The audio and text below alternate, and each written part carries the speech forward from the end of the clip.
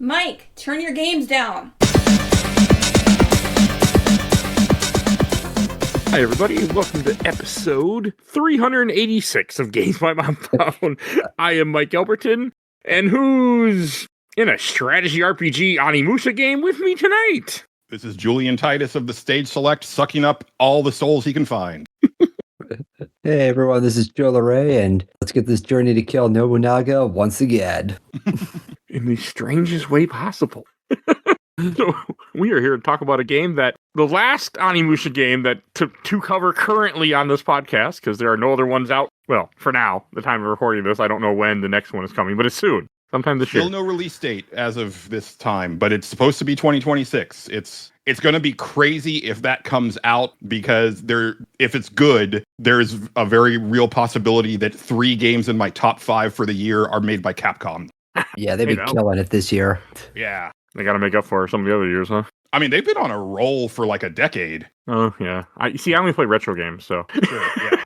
I mean, they've been doing so well that they've actually been paying their staff more than, like, they've gotten raises, they've gotten bonuses, like they're investing in new IP again because they're doing so well that they can take risks again. It's been awesome. Oh, I think, okay. as I've said on many of these, Capcom is like my all-time favorite developer, and it's just been awesome to see them doing really great lately. I know, especially when you consider where they were. They were almost, I mean, wasn't Microsoft about to buy them? They were almost there so were broke. Few people that there was like rumors of, wanting to acquire Capcom, because they weren't in the best spot, like right before Resident Evil 7 came out, basically. Mm. No, fair. We are here to talk about Onimusha Tactics, developed by Capcom, published by Capcom, and came out in 2003 for the Game Boy Advance, and has never been re-released. I was going to say it probably never will, but no. I mean, never say never. Some of these GBA games are getting, kind of stealth dropped into various collections, and I wouldn't put it past Capcom to like repackage those HD remasters of Onimusha 1 and 2 and then throw this in there to kind of sweeten the deal a bit. And they could do it since this is not based off any actor. Right. Yeah? No, which is nice. I mean, I wish they would just throw it on a collection. Same with Blade Warriors. Just throw them in something so they exist. This one I like, though. Yeah. So I always start these off with our memories. So I actually played this game in 03 or 04. I was in high school. I remember that. And I had access to many other games. PS2 was out. I was playing that. But all I wanted to do is go home and play this on my computer, on my emulator, because I didn't have a Game Boy Advance. And I don't know. I remember my friends being like, why do you want to play this bullshit? I'm like, I don't know. I like it. Never finished it. I gave in to peer pressure, and I went and played PS2 games or whatever newer was at the time that wasn't on the handheld emulation. And I always thought about this game. And then years later, I actually beat this game on my cell phone, mostly at work, one of my old jobs. And I've always liked this game. And I haven't replayed it in over a decade until this past week. That's my history. Oh, what about you, Joe? I have no history of this game. In fact, I didn't even know this existed until a couple of years ago when I watched a retrospective of the series. And I was like, wait, what is this game? And I just find it fascinating because this was a time when companies were trying to get their console games on, whether it was the GBA, DS, and whatever reason they decided tactic games was the best way to go, because you just start looking, there's a lot of tactical spin-off games on those consoles. It's very odd. There's Lord of the Rings one I want to play also. That's actually a good one. I've been eyeing that game for 2 decades, probably, however long it's been out. And then there's also like the Zone of Enders. There's I've been eyeing that too. Final Fantasy 12 had a direct sequel that was a tactics game. That's on DS though, but yeah. Yeah. Oh, you said DS. Yeah, like Blue Dragon had a tactic. It was just very weird. Prince of Persia. I always wanted to play that also. And Julian. Yeah, so I was working retail when this game came out. I was working at my often talked about indie store, Game Fellas. Quick Patreon plug for the Stage Select. I'm currently working on a limited series called Retailer Therapy, where me and some of the former Game Fellas staff kind of just talk about the history of that store, because it's also partially about the video game history of the time. But anyway, I was super excited for this, being a fan of Onimusha and also being a relatively new, well, I guess, it'd been like about, 5 years since Final Fantasy Tactics. But I knew that I liked strategy RPGs, and I was really excited for something that was blending Onimusha with a strategy RPG. So I actually bought this like day it came into the store pretty sure my manager probably ordered 2 copies of it, one for me, one for the store, and we probably sat on that store copy for a while because I mean it was just kind of like a weird thing, and Onimusha was popular, but I don't necessarily know that crossover into this genre was necessarily what people were wanting for it. I think they probably would have been more successful if they had just done like a 2D side-scrolling action game based on Onimusha for the GBA. But yeah, I was kind of excited about it. And Joe, you make a good point that I wanted to bring up right at the top of the show. Because Mike, I know you are one of the rare people that share my disdain for the Nintendo Switch. Yes.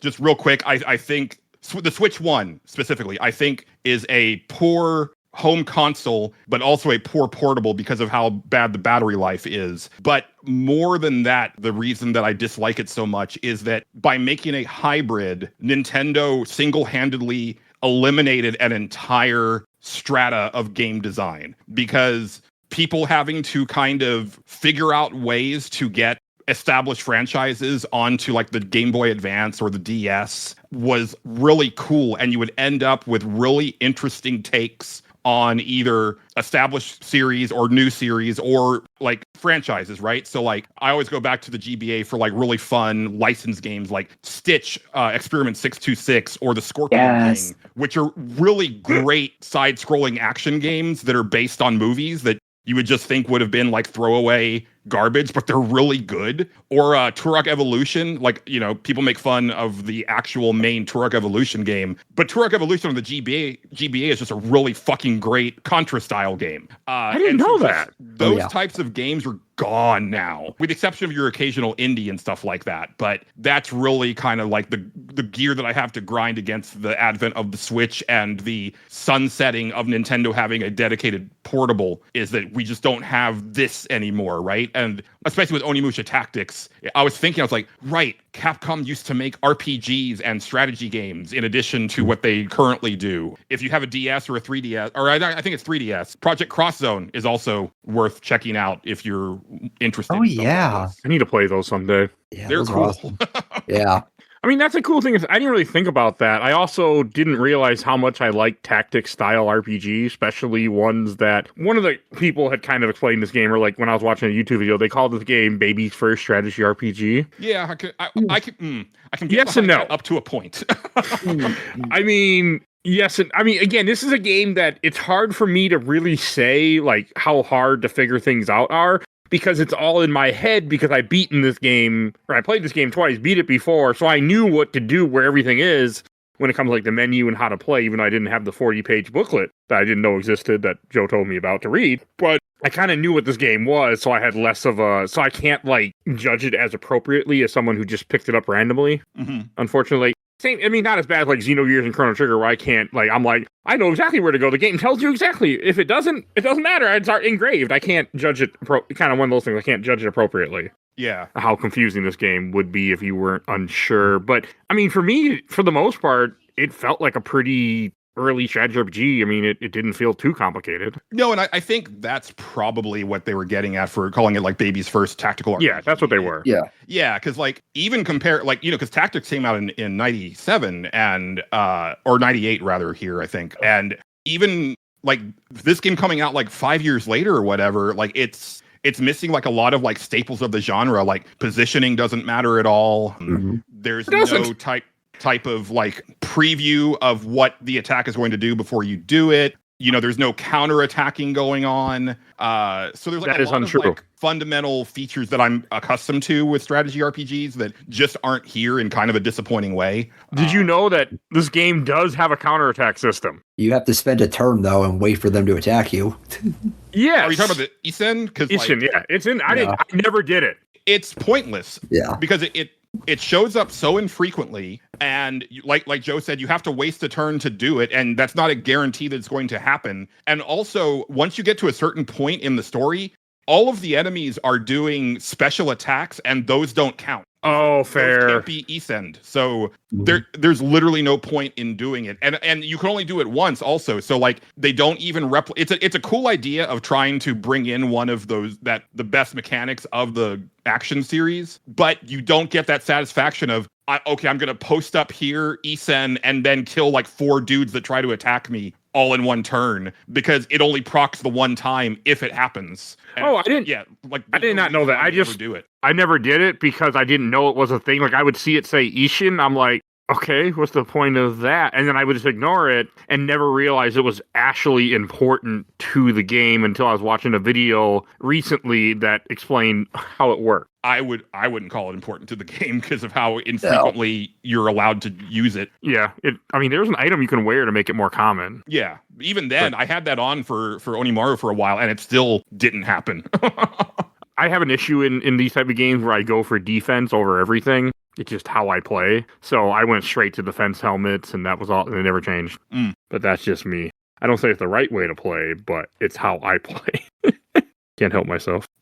I don't know. I really got blown by this game and how much fun it was. Like, and how much this game just means something to me. I don't know what it is with this game, but I just really like this game. I think it's solid. I definitely didn't enjoy it as much as I did back in 2003. I forgot to mention, I finished it, back then and then had not looked at it again since. But one thing I do have to say is because I've been guesting on Games My Mom Found for a lot of years now. Yes. And if anybody has listened to any of my early episodes, my stance on emulation has changed quite a bit over the years. I used to be staunchly anti-emulation. As in recent years, I've opened up to it a little bit more, mainly for when I'm coming on this show, just because my hardware has been failing. And so it's been kind of like the only way to finish some of the games that I need to play for the show. This was my first time emulating a GBA game. And I played it on my Steam Deck, and holy shit, is the Steam Deck the way to go for playing GBA games. It looks so good. Like, these sprites look so nice. I mean, the art is really good in Onimusha Tactics to begin with, but they really pop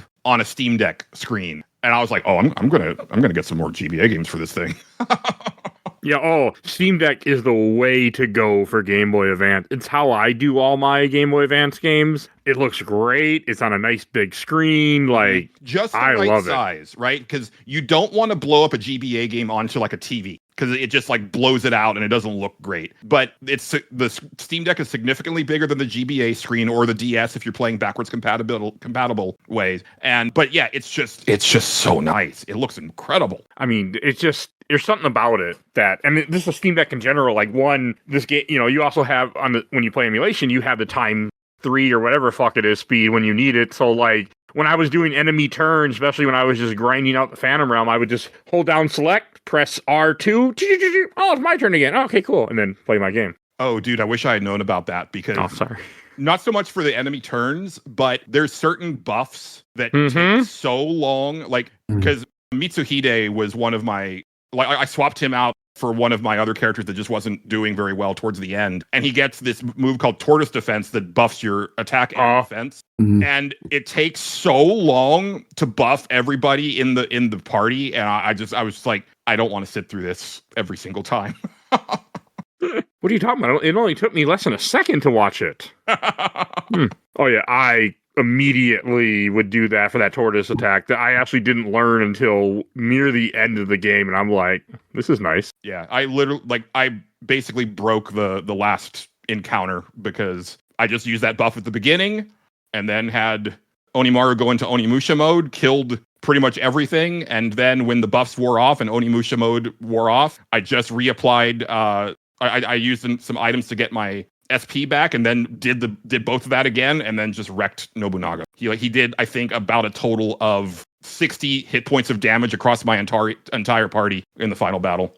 He got really powerful. I was surprised. I mean, like, with this game, one of the things in the story mode is that you have these 4 characters that are part of, like, the Tortoise, Phoenix, White Tiger, and I forget what the other one was. Dragon. Which was a puzzle, I guess, in Onimusha 2. I guess that's what the internet told me. And I mean, you should use all 4. I didn't. I used every one but the Phoenix one because her health was low and she kept dying on me. So I just put her in the back, and I regretted it later. And I'm like, man, she would have been good if I would have just kept her in the team. Yeah, I mean, she was on my team the whole time because her attack was so good. But that's the weird thing about Onimusha Tactics, and it was a problem. Mike and I were kind of DMing each other through the course of the week. I ran into this weird issue And I don't know how the characters grow. I don't know if they're all on set progression or if the stats are randomized a la like a Fire Emblem game. But I got to a certain point in the middle part of the game where my characters were just not dishing out damage anymore. And they were also taking about 60 to 80% damage like on one attack. And Mike showed me like his lineup. And I think part of the thing is that I was using characters that are just overall weaker because I ran into a situation like it's one of the things that annoys me the most about this game is that a lot of the enemies have ranged attacks and their ranged attacks are way better than your ranged attacks because their range is higher. And so I was like, well, I'm going to fight fire with fire. So I had 3 ranged characters plus a character that could do ranged spells in my party. But they're also relatively weaker than a lot of the other characters. But I don't know what the deal was there. And I would kept telling Mike, it's like the math isn't mathing. And Yep. Some of it is that like you don't gain enough souls in the course of like story battles to do shit. And there's so much stuff to upgrade and improve. And you're constantly unlocking recipes for new items that then also need to be upgraded. But the souls you're getting don't keep up. And yeah, you can go to the Phantom Realm to go farm souls, but you also don't get anything. You don't get good experience there for like weaker characters because for some unfathomable reason, even though you're pretty far into the game when that unlocks, like the first floors of the Phantom Realm, the enemies start at like level 3. And I don't understand why that is. So you're grinding in the Phantom Realm, getting 1 experience point per action. And yeah, you're getting souls from it, but it makes it like kind of it made it needlessly grindy for me. I don't know what happened in my playthrough, but it was a big issue right in the middle of the game. And then I did a few runs of the Phantom Realm and kind of upgraded some armor and weapons some more, but also I switched out a couple characters that just weren't cutting it anymore. And then I steamrolled through the end of the game. So it was like I steamrolled the beginning, struggled in the middle, and then just ran roughshod over the ending. Okay. I didn't have any problems this playthrough at all compared to like earlier playthroughs. Mm-hmm. And I also didn't upgrade my weapons till about halfway through the game because I forgot you could enhance them. I just happened to see the menu finally. I went, oh. Yeah, I just don't know how you were keeping up on damage, man, because like... Yeah. I You're just using special attacks? Not really. Standard. I use all standard. You know me. I have a problem. Just standard. Mostly all standard attacks. I mean, it also doesn't help. It also helps me that I leveled up the spear guy, Baru or something, that I kept forever because he had the ability where you catch dodge on like 4 or 5 characters. He gets 50 experience, and in this game, you only need 100 experience to level up. So that he was really high, so he could just murder everything for me too when there was a problem. Yeah, see, those 3 jobbers that they give you at the beginning of the game, I was like, okay, so you replace these as soon as you get better characters, right? And that's what I did. Because like I replaced Bomaru with Okuni, the dancer, because she also had a spear, and she was one of the characters that was like really good in my party up until she just started sucking ass, and she just I never used all her. of a sudden was doing like 30 hit points of damage and getting 2-shotted, and I was like, okay, you got to go because you're just not getting any stronger. And I had maxed out her weapon, and it didn't help. And I don't know why that happens. It does. To me, it almost feel like you're kind of supposed to use like certain party members, and the others are just kind of there. So it's almost like I think I inadvertently turned the game into hard mode for a while. No, I agree with you on that one. That because I had an experience like similar to you where it feels like the game is funneling you to use very specific characters, especially towards the end game. Mm-hmm.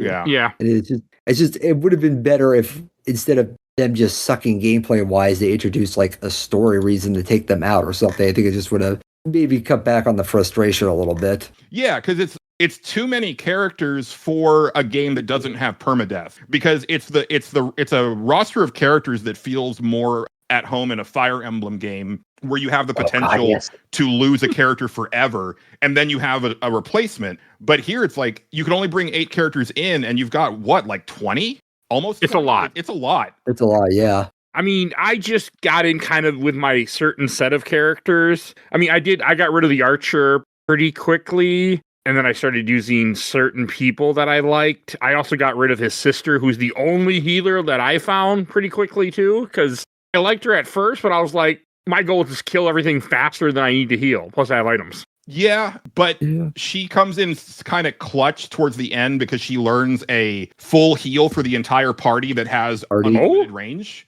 I did not know that. Did not use her long enough. Her with an accessory that halves her SP usage, so she was just basically doing that for free. Oh, damn. And because it was like unlimited range, I could just let her stay in the back because, she would get one-shotted or two-shotted if someone attacked her. But it didn't matter because she could just stay in the starting line and just do the mass heal whenever it was needed.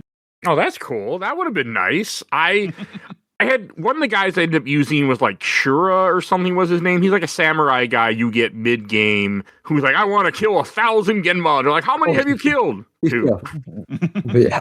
Yeah, he was in my group for a bit. I had Kabuki in there for a while because for a bit he was like my second strongest character, but his movement was so shitty that he just couldn't get close enough to kill anything. Mm-hmm.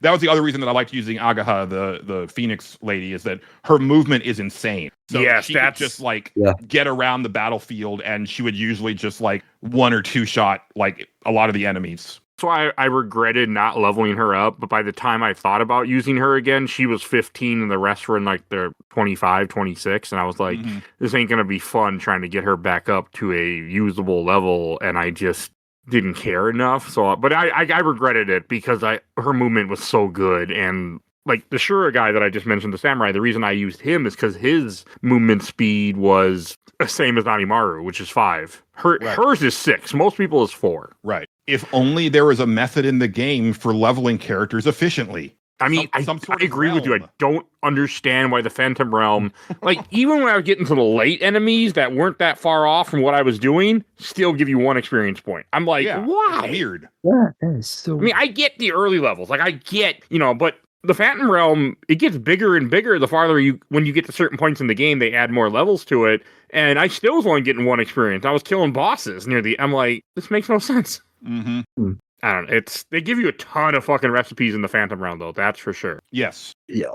That's the point of it, I guess. It's that, and I think it's also farming the souls, because I would come out of there with like a good 15,000 or so, which would let me upgrade a fair bit of stuff. But again, because you are getting new things to upgrade so often, I just don't understand the economy of the souls in this game. It's so weird that you can come through like a story battle, and it's like I've got 2,000 souls, and it costs me like 5,600 to upgrade anything right now. So what the fuck? Yeah, that did get annoying after a while. I was having some of the same problems where I was just like, there were a few times I didn't feel powerful enough, and then I fucked around with a few upgrades and changing equipment, and then that's really where it's in. It's all about the equipment. Mm-hmm. Levels help too if you continuously grind. I mean, I was getting level up from the Phantom Realm, but 1 experience at a time, but I was. Yeah. But again, like, some of the stats just are weird. Like, okay, Oboro is a perfect example.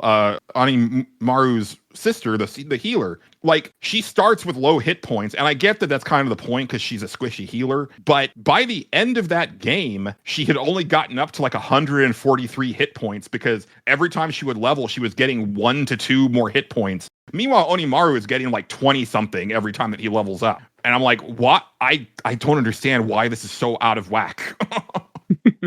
Yeah, that kind of shocked. There were a few things that shocked me with this game where it just kind of, you are right, the math didn't math a few times. Mm-hmm. And it took a little bit to get the hang of what they wanted. I mean, there are 2 levels in this where they want you to beat the enemy in a certain amount of turns, which I beat both of those on like the last turn possible. And I was powerful. It just took me forever to get there. Mm-hmm. And that's where I kind of like, this is ridiculous. Yeah. But maybe I also didn't use the characters that the game really wanted me to, because I didn't use the ninjas that had the throwing range, stuff like that, because I didn't like them. It wasn't my style. Well, but you bring up one of the more annoying points of the game, which is something that I mentioned Project Cross Zone earlier, which I do like, but it's an issue that I have with certain strategy RPGs, which is having a lot of enemies just kind of sit tight until you get within range to where it triggers them to start moving. And so sometimes you'll get into these battles where it's like, all I'm doing every turn is inching forward and nothing's happening because I've killed the enemies that were near me and the other enemies on the field just aren't moving. And so it feels really dumb and bad. Like, I want to say I had that issue with Fire Emblem 3 houses on a lot of the maps because they were very big. and there would just be like half of the enemies that just would not move until you got really close to them. And then they would start to do stuff. And I was like, this doesn't feel like I'm actually fighting against an army. It feels like I'm fighting against a computer that has not been triggered yet. Fair. I mean, they don't move until you get into a certain range. They just sit there and wait for you. Yeah, and it's super annoying. I liked it personally. Then I knew I wouldn't get overwhelmed because they would just wait for me. And again, baby's first strategy RPG. Yeah, I was going to say, it does make the beginning feel like a huge drag of any fight. It didn't bother me. I was happily murdered your friends until they decide to move forward. That's fine.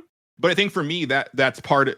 You're missing out on a lot of the strategy there. But also because it's a game that doesn't have like positioning and stuff like that. So it's, you can't like set up choke points or try to ambush enemies or anything of that nature because there's really none of that. Even though I would still reposition my characters like it mattered. I'm like, all right, let me maneuver around behind this guy. And it's like, I know it doesn't matter, but it just makes me feel better. I mean, that did bother me that it wasn't a thing. Like, I felt like it should have been, where like you hit him from the back or hit him from the side, that it would have a better effect, and it really didn't. Mm-hmm. That did bother me a little bit, but I got over it pretty quick. So I think for me, it became more annoying later. just because there were like situations where I'm like, okay, if this had positional attacks, this would shred this guy. But oh no, same damage. Okay, right. I mean, the good news is they can't do it to you. And I can't tell you how many times in Final Fantasy Tactics that happened to me and they handed me my ass. So, I mean, I couldn't do it, yes, but at least they couldn't do it either. Sure. So, I get it. Because I thought the same way, and I would, but, I mean, my favorites are the times when I would completely surround a guy with like a boss character with 4 of my characters and be like, have fun. You can't move. I did like doing that every time I got the chance. It wasn't often until they decide that the boss characters will show 999 HP, but have actually a lot more than that, but you just can't tell. Right. At first I thought that there was like something wrong. I was like, is this guy healing to full? Like without me noticing? And I was like, oh no, that they just have more hit points than they couldn't fit.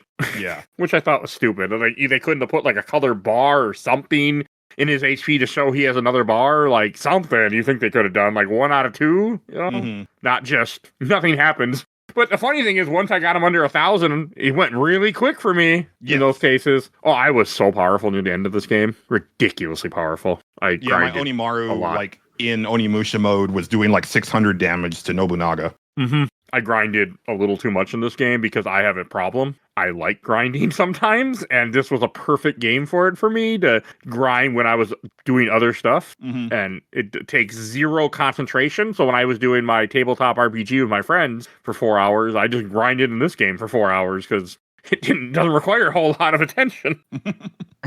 So that's why I like stuff like this. I can just get really into it and I'll just get super powerful. I mean, the story is kind of just meh. Oh, it's shockingly poorly written and translated, even for the time, because at this point, like, translations were getting pretty solid, and I was kind of shocked at how badly translated parts of this story were. It's also like got way more humor than I was expecting, and it's strangely horny, which the rest of the series is not. But Onimusha Tactics, like, a lot of the characters are just like horny on main in a way that I was like not prepared for. Yeah, they do want to sleep with his sister and just other random people, don't they? So yeah.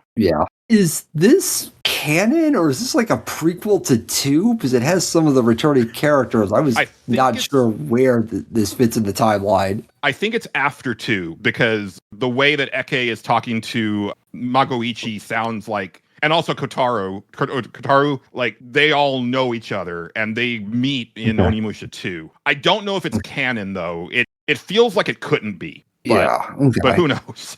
I mean, there's very little information about this game in general. Yeah.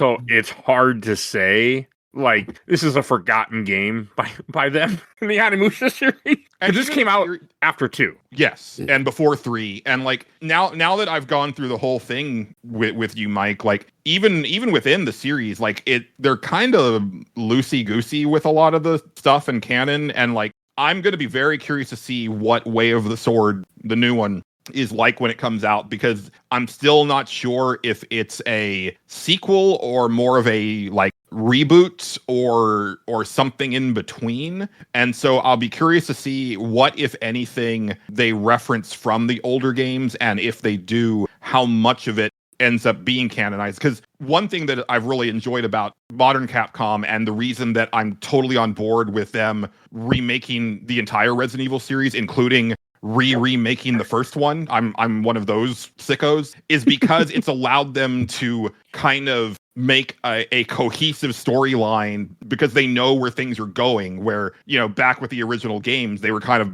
making it up as they went along. So you would get a lot of these like weird inconsistencies and stuff like that, especially when you try to like kind of jam in prequels and stuff like that. So they're better storytellers now. And so I'm really curious what this new Onimusha ends up looking like as far as a narrative goes. I am curious too. I mean, I'm curious. I'm really hoping that the new one connects to at least 1 through 4. I don't care if this one is never referenced again. I might like it, but I can get behind that. Yeah.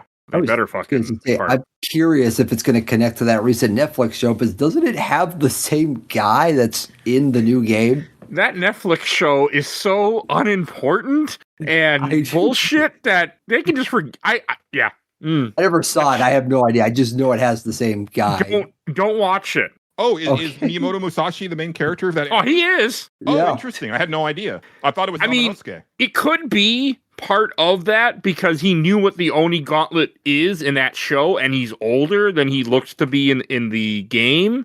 So it's possible, but it is such a nothing story in a sense that it doesn't. I mean, it could easily be part of the canon that, oh yeah, years later he picked up the gauntlet again and went and killed some demons and killed someone that he knew, and yeah, okay, he met a young girl that he saved. The end.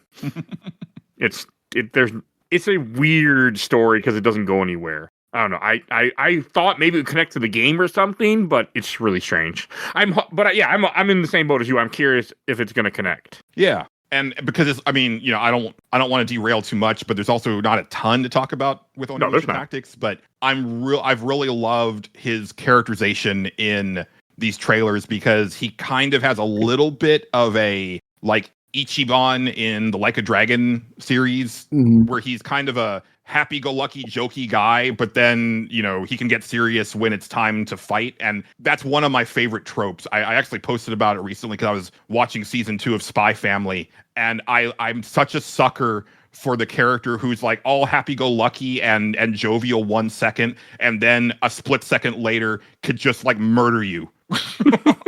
That's one of my favorite things. I am very curious to see what they do with Way of the Sword? The new one? Way of the Sword, yeah.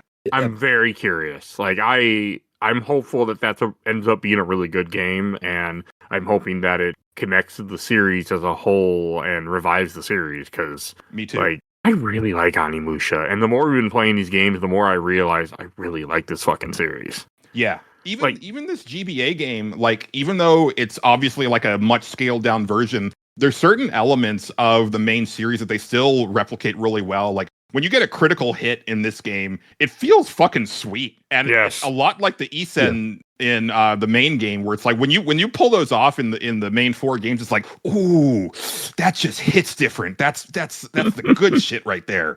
I mean, the enemies, since most of them are a lot of them are based on enemies from the actual series, like the lizards with the spears, the Genma soldiers. I don't know what it is, but in this game, I really like the pixelated art of the little Genma soldiers, like the main common fodder. Yeah.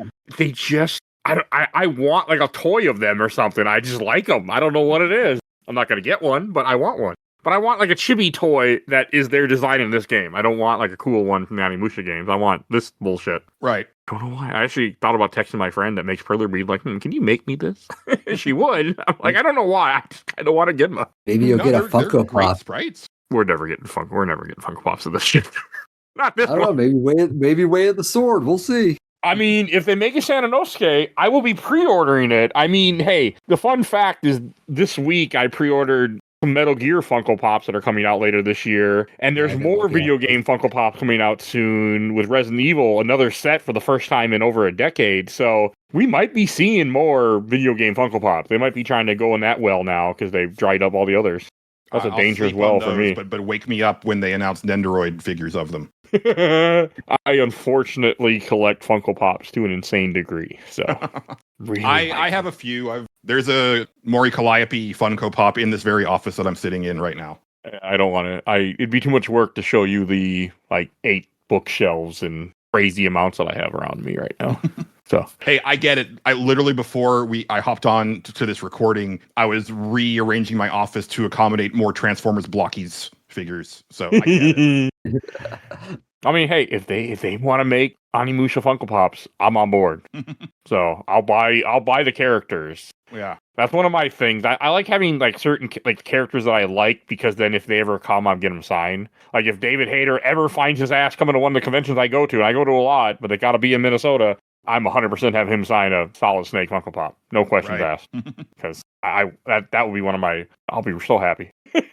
Oh, I mean, I'm not going to meet the actors of Onimusha because, well, I don't know if it. I mean, who are they? Sure. Most of them are dead.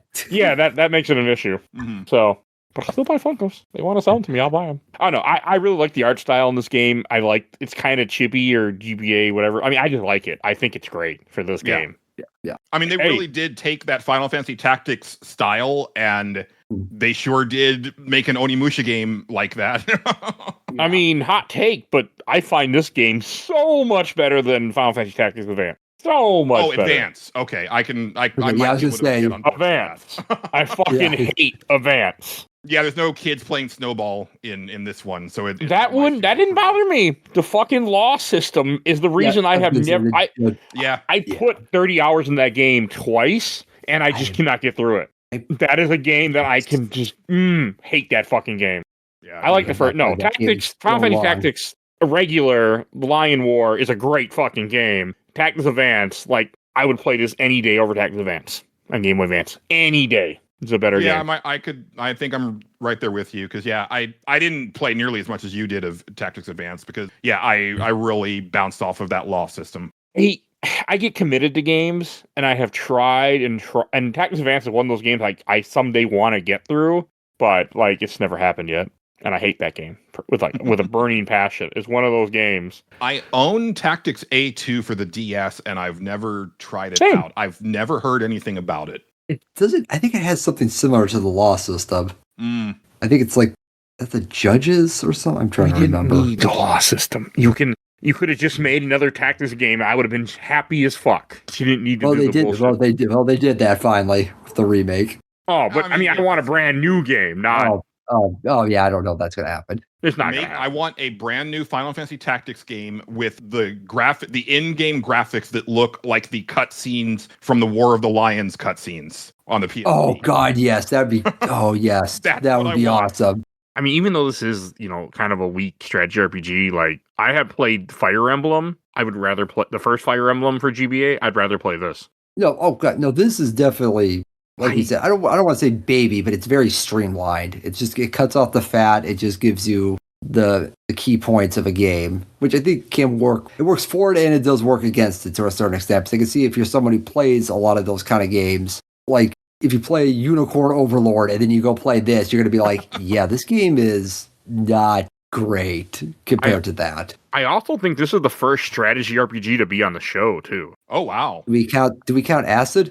I wouldn't. Personally, no. I mean, not it's like kind this of a combination. Yeah, but it has cards, and you don't level up. If I remember correctly, you just get new cards. Yeah. And I will say because I still enjoyed my second time through Onimusha Tactics this time around.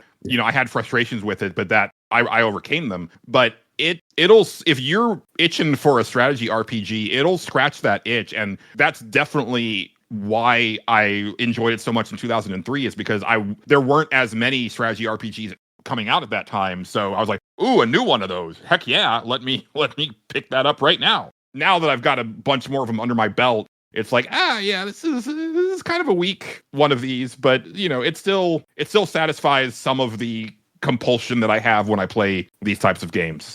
And it's Onimusha, and it's covered in Onimusha paint. I mean, that makes it something special too. Yeah, in a weird way. Cool to see some of the characters from 2 come back like that. That's pretty neat.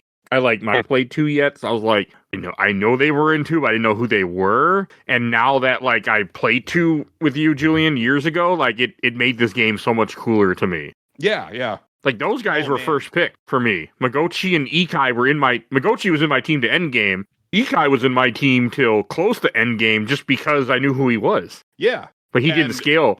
He wasn't scaling well near the end. He was like the weakest of the team. And I'm like, I gotta get rid of this guy. And he had good weapons. He had the best spear I ever got maxed out, and he still just was not holding his own. And I'm like, he's gotta go. Yeah, it's weird the way some of these characters just like drop off of a cliff, and it takes so long to level him up to have enough SP to do it. But the animation for his Tiger Salvo shot is so cool for Magoichi. Like, and that was clutch for me for like the last few battles. Oh, Like you only do it once because it would burn all of his SP, but like Well, 8 there's items shots for that. and every shot has like a different animation to it. It's so cool. I had tons of the perfect. When I went in the Nobunaga fight in the very last fight, I think almost everyone had perfect medicines on them, 2 of them, which refill their SP and their HP. So we could do things more than once, but Nobunaga didn't last long enough. So Yeah. I had some of my like more supporty type characters that would have like magic elixirs that I would basically like burn one of their turns to give SP to a more useful character so that they could then do their big moves again. it was nice. And the way you get items is just fighting. You just go to the Phantom Realm and just fight a bunch of zones, and you'll end up getting so many crafting items. Mm-hmm. That's how I got through the game. I would have liked you more, maybe other paths. I know one of the complaints is that you had the same maps over and over again, and people were annoyed about that. Didn't bother me because I don't know. I didn't really notice or care. I just played it. Yeah, I only noticed it a couple times. Yeah, that didn't bother me either. I think the configuration of some of the maps was a little bit annoying because there'd be parts where I would like send characters a certain way and then be like, oh, they can't go any further. I've got to double back. Shit. Yeah, I mean, there was stuff like that it could get confusing, but it never really. Oh yeah, no, there were a few where I thought they were stairs and they weren't stairs, and I'm like, oh, that's nice. Yeah. And one of them was a time level, and that's where I fucked up. And the one where the Phoenix girl is sick and you have to beat the enemies in like 12 turns or something. Mm-hmm. Yeah, the first time I lost because I thought they could go down that way and they couldn't. And I was like, well, I fucked up and I had to completely play differently. To the game's credit, though, and it is a very cool. Well, and it's I think it's balanced pretty well. You get to keep all of the experience points when you lose a battle or when you withdraw from a battle. You also lose the items that you may have used during that attempt, but that's a pretty decent trade-off for being able to kind of farm experience in the main battle. My thing, though, and I think the thing that I was getting angry at in that mid part of the game is I was beating all of the battles on my first try, and I was like, I feel like I'm getting punished for succeeding because my characters aren't leveling up as much because I'm not having to redo any fights. Yeah, that's when you just purposely redo the fight and would do withdrawal like I did a few times. Yeah. No, I agree with you that it's weird that it's how the game is. Again, it's stuff that I already knew in my head from playing this game previously, so I just did stuff like that. Mm-hmm. But I get where you're coming from, 100%. It doesn't make sense that this game has some of the choices that it has. Yeah. It's like, why did you do this? Smacks of like coming from a team that may not have had much experience making a game like this, and it might have been the first strategy RPG to come out of Capcom, full stop, now that I think about it. Unless there is something like Japan only that I'm not aware of. And I guess it depends on if you want to count like the Mega Man Battle Network games, but Those are later though, aren't they? they came out around the same they were around time. this time. Yeah. Yeah. Aren't really strategy RPGs. I mean, right? I've never actually played them, but I've seen their design enough. I wouldn't call them that, but again, I also haven't played them, so I couldn't really speak to it. Yeah, they're on my to-do list someday, but I haven't gotten that far yet. Oh no, Julian, you're right. Onimusha Tactics was their first ever tactical role-playing game. Okay. Damn. Yeah, it kind of feels like it. Because like when you get to like the cross-zone games, they're a lot more refined. But those are also kind of like joint made with like, I think Bandai Namco. So I'm not sure who took like the heavy lifting on that. I always wanted to play those really bad. So fun and they were dumb. developed. Yeah, those were done by Monolith Soft before they were bought by Nintendo. Oh, that's right. Yeah. Yeah, they do a surprisingly good job of making all of those game universes fit. Like not only like the Sega and like Namco and Capcom stuff, but even the Capcom specific stuff. Like it totally somehow makes sense that like Arthur from Ghouls and Ghosts is like fighting alongside Ryu from Street Fighter, and it just kind of works. It's really fun. I need to play them someday. They look so much right up my alley. I just have not got around to them yet. Yeah. And you want to talk about some good sprite art, let me tell you. Mm-hmm. Sprite art does get me sometimes. I do like good sprite art. I don't know if I consider this. I mean, I consider this good sprite art. I don't know if this would be considered good sprite art, but I like it a lot. I think it fits. I think it It's counts. good. And It pops. It's colorful. yeah, good You animations. It's not Yeah. it's not like Final Fantasy Tactics caliber, but there would be times when it's like, oh, that's a little bespoke animation for this one scene. That's neat. Like, I wouldn't expect them to have taken the steps to have this guy pull out a map and look at it. Yeah, they do. I think they the do some odd cutscenes, shit like even that. though they don't have motion, are pretty good too. Yeah, nice art in them. Yeah. What about your just one thing I do opening the levels? One thing that made me laugh from the beginning to the end of the game, and this is 100% a localization thing, is the way they decided to frame pace the text in the storyline cutscenes is hilarious. Because it'll What do you be mean? like it'll have like a you'll see like half of a paragraph on the screen. Oh, yeah. In like mid sentence, and then the next screen is just the rest of that sentence, and that's the only thing on the screen. And it's like, why is it this way? Oh yeah, that was stupid. It made me laugh almost as much as Little Money in the original Final Fantasy Tactics translation. If you know, you know. I mean, this game made me want to play more strategy RPGs, which is not something I've said in a very long time. So I got to give it that. Check out Stella Deus on the PS2, Mike, if you want to play a really good but very obscure strategy. I own that game, actually. I'm pretty sure. It's really cool. I mean, I wouldn't play that copy, but I'm pretty sure I own that game. You should check out Into the Breach. I own that. That's a good one. I own that on Steam and Epic. Yeah. I've never played it. I've looked at it so many times, but I've never actually touched it. I bought the Front Mission remakes not too long ago because I've always wanted to play those. Oh, nice. We'll see if I actually make myself do it, but I've always been curious about them. Are you going to do the Zone of Enders? First two so far. Never even done a Zone Enders game on this show yet. Oh, wait, you haven't done any of them? No. Oh, we need to correct that.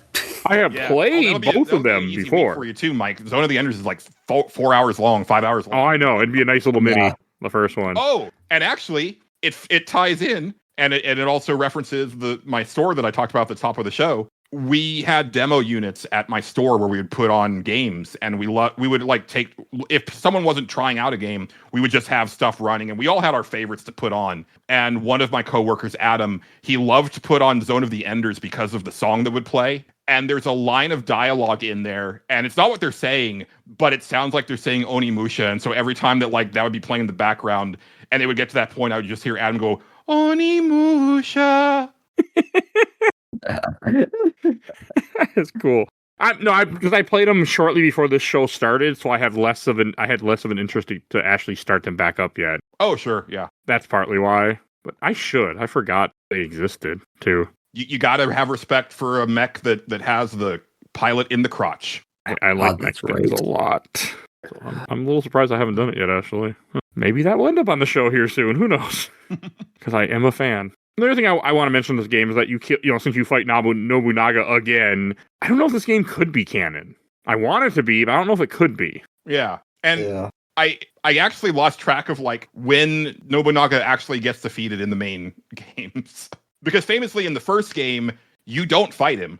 No. Like he dies in a cutscene. And then I kind of have lost track of like when you do. It was like, do you fight him in 2 and 3? You fight him in the end of 2. He's really annoying and hard. Yeah. I think you fight him in 3. Yeah, you definitely fight him in the end of 3 also. And I don't think he was in 4. I don't think he was either. That sounds right. I don't remember much about 4 other than, surprise, Sanosuke was in that game. Mm-hmm. That's the only thing I remember about 4. I did like that game, though. Yeah, it was good. I still like this series. I'm so happy the series is coming back. It's little, but I'm so happy.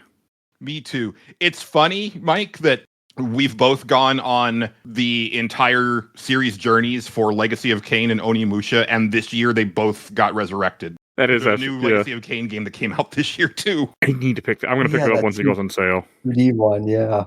I heard about that. I heard not good things about it, but yeah, it's not great, but I still need to finish it because I need to know. Same. Hey, anything else to say about Onimusha Tactics that we haven't said yet? I think I've said my piece. I'm good. Okay. Guess I don't have much else either. All right. So I forgot to post questions, comments, and memories until literally today at the state fair thing. I was like, oh yeah, I haven't done that. So, but I did get a couple. Thankfully, people were nice enough to comment at the last minute for me. So I have something to read on here. First, from the official Laser Time community, I got one from Brandon Goad. I've been meaning to try this. Is it more of a FF Tactics style or a Fire Emblem style? I would say Definitely neither. more tactic style. Maybe more tactics, yeah. I mean, I guess Fire Emblem is more like the whole triangle system, though. This isn't really that. It's that, and then I think also one of the things that defines Fire Emblem is the battle transition. Like you go to a separate screen to resolve the fights, and then you also have the permadeath scenario going on. Yeah. Fire Emblem is a series I really need to get around to someday on this show. I've only done one Fire Emblem game. It is the one that nobody would think even exists or why I did it. Fire Emblem Warriors for 3DS. You should do the GBA ones, honestly. I should. Yeah. I just have little interest. Yeah. I don't know why. They just don't interest me. Maybe. This reminded me that I really do like this genre. Yeah. So we'll see. And then from I watched the entire Overlord Super Replay group. I got one comment, thanks to friend of the show, Dominic Chikoki. How would you classify this game for people that have only played a few SRPGs? On the level of Fire Emblem, or is it a true introduction to the game like you seem to say? I'm going to say it's introduction. I say introduction, challenging. Yeah. And I think it's a good introduction to it. Like, if you've never played a strategy RPG, this one's not going to overwhelm you with options, and you're not going to get that paralysis of choice that you can sometimes get with some of the deeper ones. But you'll get enough of the nuts and bolts of how these games work to know if you want to play more of them or not. That's what it did for me. It made me want to, like I said, play more, which I didn't expect. So, is that picking up on the microphone? Somebody's shooting, I think, or setting off fireworks, but it sounds like guns behind me. I didn't hear Okay, anything. good. We'll just put that in recording in case somehow I get shot randomly. Now you know what happened. I could be fireworks. I don't know, but it's a lot of big bangs happening behind me, and I don't know why. Oh, it is Memorial Day weekend. Oh, do people set off fireworks on Memorial Day weekend? I mean, they don't need an excuse, really, anymore. I don't like fireworks. I don't like explosions. If I wanted explosions, I would have joined the military, and I didn't. I forgot people do that. I forgot it was Memorial Day weekend, too. Yeah. Oh, yeah, I don't have an extra day off.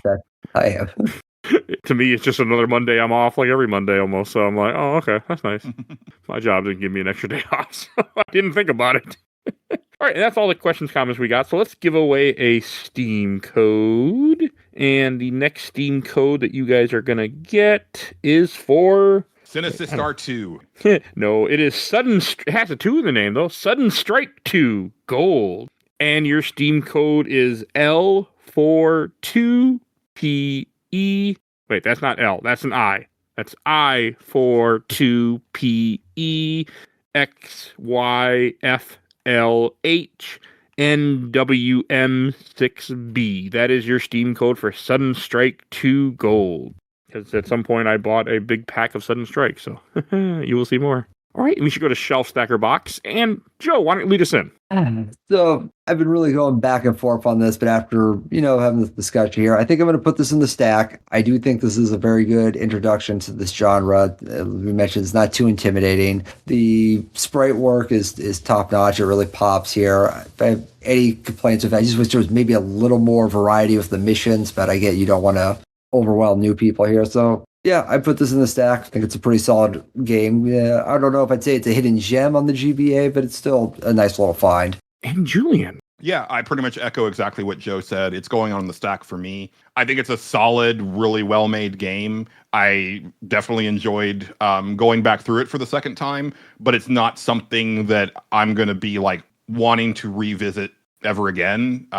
Again, if it gets thrown into like a collection, I'll pick up that collection to support the series. But I've come to a conclusion in the last few months as someone who is in very poor health and in their mid 40s and realizing that they may not have like a lot of time left on this earth. I'm not trying to be silly. It's like I'm kind of being serious. I've decided to kind of not bother replaying a lot of stuff that I've played in the past. Because there's new stuff for me to play. So but I do still believe in supporting the re-releases of stuff like this. So like I'm still picking up like these remasters, but I'm picking them up just kind of for the collection and not with any intention of actually revisiting them because time's a ticking.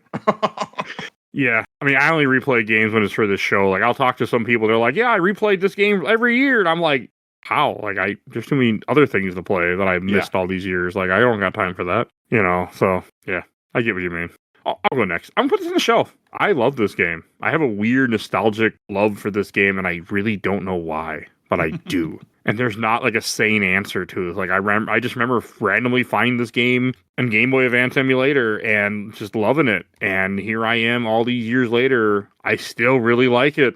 And I don't know why. No, that's perfectly Just valid. one of those games. Will I replay it a third time? No, I don't want to. I mean, I'm in the same boat. If they put it on a collection, I would pick it up, but I don't want to play this a third time. I don't need to. Yeah. Would I? Since there's no, like, you can't, other than like just picking like a completely different party to level, there's not really any difference in in a playthrough that you would have. No, there isn't. And that's why I don't ever see myself replaying this again. I can't even believe I beat this game twice now. Like, that is a strange thing. I bet a lot of people can't say that. Mm-hmm. Most people can't say that they finished or played it. Like, just fair. Fair statement. Yeah, I don't know why, but here I am beating it twice. Yeah, sometimes games just click with you. You don't expect it. Man, I think I'm gonna have to play some other Game Boy Advance games now, though, that are strategy RPGs. Oh, I got a list I'm for gonna you. have a choice. They do it for me, So yeah, the one I really want to play is Third Age for Game Boy Advance. I will totally be on that. And I don't have a good reason why I want to. I just do. Well, you can wait till that highly anticipated Gollum movie comes out. Why are they making that movie? I don't know. Mike, if you've listened to any of the episodes I've been on, I ask that every episode. Yeah, I know, and I'm still just don't understand. I'll go see it. Who am I kidding? I'll go see it. The video game that came out a couple years ago was a smash hit that just took the world by surprise. No, I have a copy of that game, by the way. Why? So do I. Why? Because it was $3, so I bought it, and I was just excited. Lord of the Rings junkie. I can't control myself. I mean, did you pay $60 for it? No, I did not. Okay. I got it in some random fanatical bundle where you'd be like, what game did you want? And I'm like, well, I can get this for $3 with these other couple games. I'm going to do that because this interests me, because I like bad games sometimes. Yeah. I don't think you can actually beat that game because there's a game-breaking bug at the end. Well, then it'll just sit in my Steam collection to look at for the rest of my life, and I'll never play it. That's fine, too. I won't play a game that has a bug that you can't finish it. That's no. Not okay with that. Then we should know what we're going to talk about next week. Next week, you're going to hear me talk about Star Wars Rogue Squadron 3. Rebel Strike, I think is what it's called. Something like that. I can't remember. But that's next week's episode. And speaking of old hardware, I don't think I'll be playing that game because I don't think I can. Because to go back to what you said, Julian, so I bought a copy of the game. I was all set, like, okay, I'm gonna put this on the show, and I tried it out a month ago. It worked. So then today I was like, I'm gonna start it now. I put it in my GameCube, start my GameCube. My GameCube's like, no disc. I'm like, that's weird. Clean the disc, put it back in, no disc. And I realized it's not spinning. And I'm like, you fucking piece of shit game. Yeah, well, and that's something that I've been talking about on the Stage Select recently, which is that it sucked that the problem more often than not with retro gaming is the hardware and not the software, where I know a lot of people are worried about like disk rot and stuff like that. But as long as you take care of your stuff, that's less of a concern. But hardware is more often becoming the failure point. And I was talking about how they announced that new Neo Geo console, which is basically a reissue of the original console, but with like new guts inside, but it plays the original games like before. And they're also reissuing, like they're reprinting some of the games. And I was like, if Nintendo and Sony got on this and released like reissues of the PS2 that played like PS1 and PS2 original discs, but also reissued a handful of them, but it also connected to the PS network to buy other games digitally, and Nintendo did the same thing for the GameCube, I would fucking devour that. And so many other people would too. Like, or a Dreamcast. Yeah, they could sell them for a premium. People would pay it. Oh yeah. I have so many PS2 and PS1 games. I know. I mean, but I also emulate everything, and that is Rebel Strike is one of those few games that you cannot fucking emulate. Like, I know, like, if you Google it, they'll be like, oh, do this setting, do this. And I know, I get that. I did that. Fucking run it. And when it did run before, it was some of the most ass I've ever had running on an emulator. So, yeah, it's gonna be the second game ever on this podcast where I'm literally just going to most likely watch a YouTube video and then talk about it that way. What was the first? Soul Reaver 2. I remember that.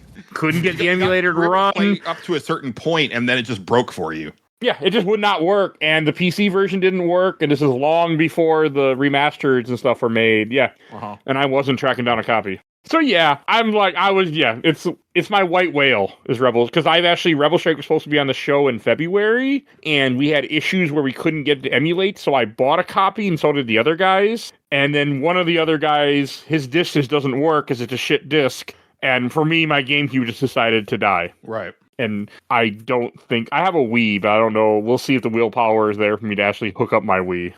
I get it. Well, on the plus side, you wouldn't need the remote for it. No, but you need the Wiimote to start it. Oh, yeah, that's right. I checked that online. You cannot start a Wii without having the Wiimote to select the channel. And the GameCube channel, Yeah, I don't know if I'm willing to put through that, or if I even have the cords anymore. Like, that's the other issue. I don't even know if I still have the equipment. So we'll see. Or the sensor bar or any of that stuff. Yeah. I found the sensor bar actually by accident when I was cleaning. It was like, I was cleaning stuff out from behind my TV where my cat decided to knock shit down, and I'm like, oh, the sensor bar is here. I don't care about this shit. No, I kind of do. What, you don't keep the original packaging with all the baggies and twisty ties like I do? No. I also hate the Wii, by the way. Like, extremely do not like the Wii. It's one of my least favorite systems because I don't like gimmick controls. That's neither here nor there. So that's what you hear about next week. Let's go to plugs. And Julian, where can people find you at? Yeah, as mentioned earlier, I am the co-host and producer of The Stage Select, a video game variety show podcast. You can find us wherever you find other good podcasts to listen to.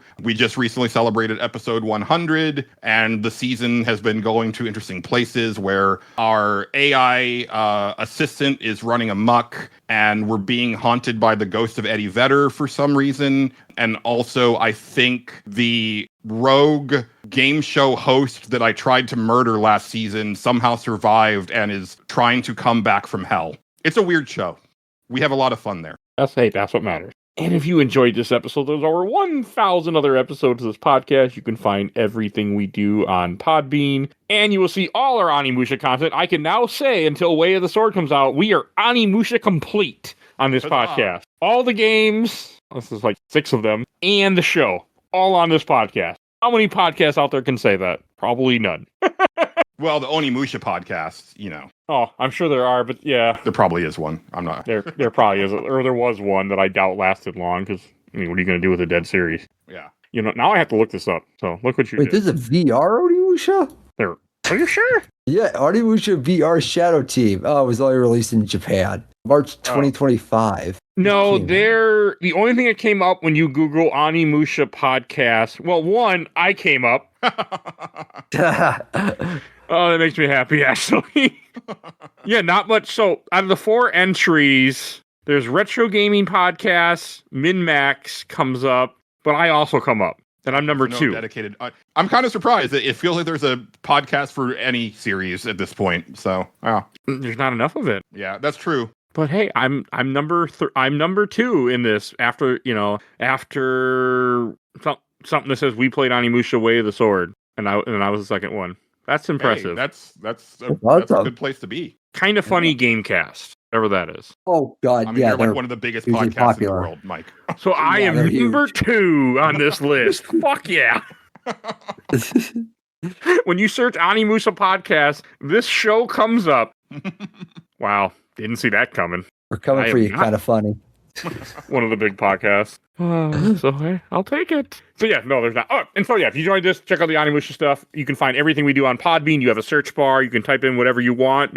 We might have covered it. We cover so much weird shit on this show, and more weird stuff is coming because of course it is. So check all that out. If you want to support the show, we do have a Patreon, a little dollar you vote in our Patreon polls, and you will be getting episodes early if you're a patron. I'm going to start uploading the shows as I finish editing them, just throw them on Patreon is my plan. So, I mean, nothing will be locked to Patreon because I hate that idea personally. So, but patrons will get it earlier, and then the other stuff will come to the regular fee when I planned it would come. So, usually less than a month later or so. So, you will see that. And if you donate $10 or more, I'll plug your podcast or YouTube every episode I make during that month, like these lovely people, Phoebe Stanton, the Let's Play Princess on YouTube and Twitch. And also check out her podcast, Nerds Broadcast. Make sure you check out that show. Absolutely the best podcast, a work in progress. He does the MCU movies and currently doing the Alien Predator franchise, so check him out. And check out Bill Tucker's show, A Gamer Looks at 40, and his new podcast, Carrying My Cross. And please follow us on Facebook, Instagram, Threads, Blue Sky, YouTube, audio only. And I forgot to say, give a shout out to my awesome intro and outro, Chris Helena at Hell Has Fury. And join our Discord where you can, if you want to be on the show, that's where I ask for guests all the time. I'm always happy to have new voices on the show. So if you listen to the show and you like it, join the Discord. If you just want to lurk in the Discord, join the Discord. I don't care. I'm happy either way. So do that. And I think that's everything I need to say. We'll see you guys all next time. Bye, everybody. Sayonara.